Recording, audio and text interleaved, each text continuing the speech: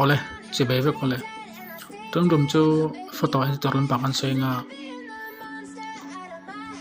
editor kan man to ro hi hin to na ni to na hen download link karon soinga description a khanin karon da to na ni ai nia description a karon da nga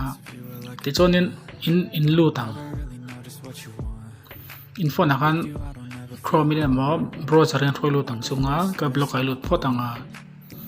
e thu je kin lo share ve tlem to he ti chonin download ro te in lu tanga ti chonin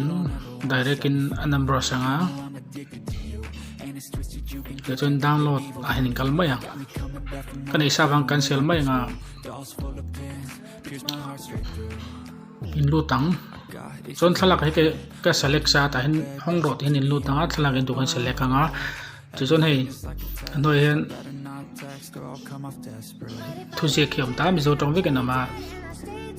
te kan he ta ta po hai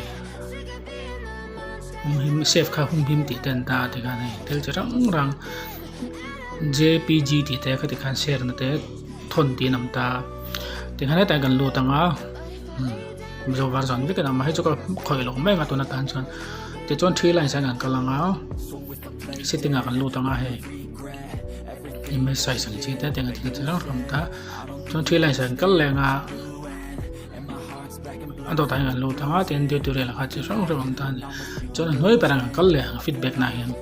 ta hian mi rom pek pona tur ni chon he ta mottu mingom ta ka mingom